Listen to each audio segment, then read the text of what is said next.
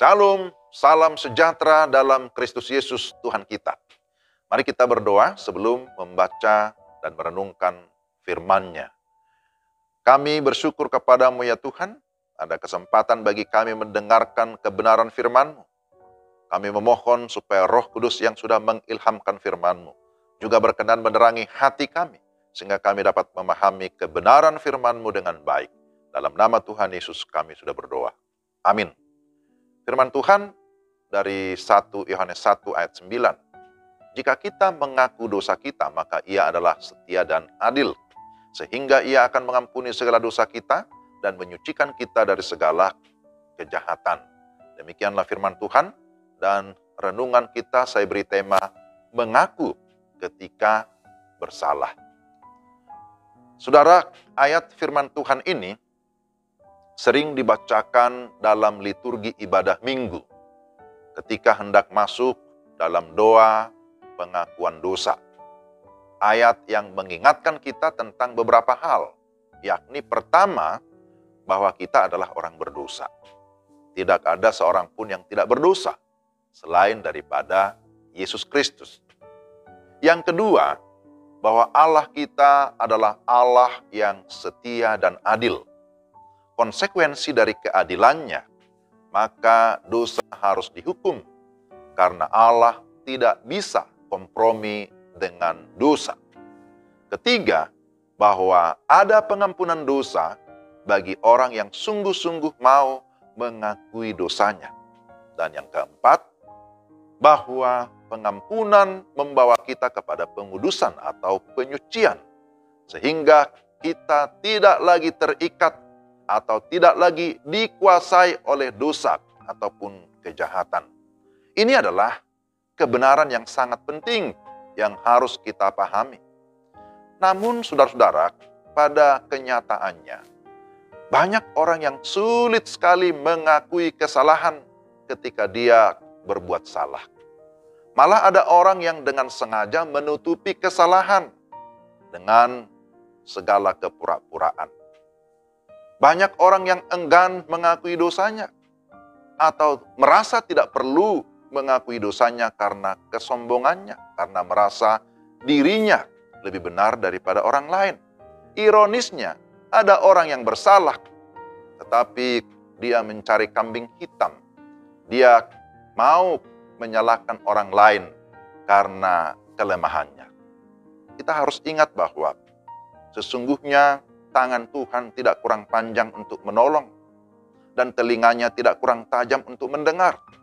Tetapi yang menjadi pemisah antara kamu dan Allah ialah segala dosamu.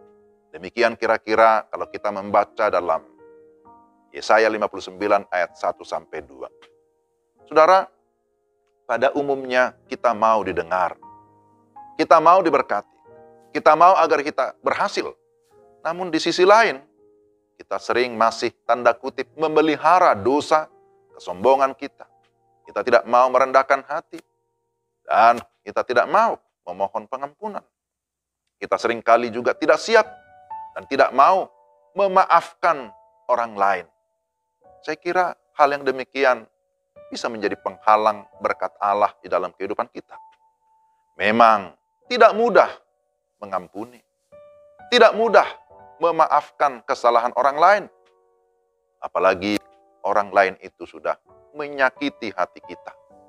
Karena itu saudara-saudara, kita membutuhkan kasih karunia Tuhan. Kita membutuhkan pertolongan Roh Kudus yang memberikan kita kekuatan dan kemampuan untuk mengatakan, aku mau memaafkanmu, aku mau mengampuni kamu. Kita membutuhkan keintiman relasi dengan Tuhan, agar kita selalu siap mengakui kalau kita bersalah. Semakin kita dekat dengan Allah, semakin kita menyadari bahwa kita adalah orang berdosa yang sesungguhnya tidak layak di hadapan Tuhan. Firman Allah mengajar kita, firman Allah menyatakan kesalahan kita, tetapi tidak hanya menyatakan kesalahan. Firman Allah juga mau memperbaiki kelakuan kita, mau membereskan kehidupan kita. Asalkan kita mau sungguh-sungguh bergantung kepada Tuhan.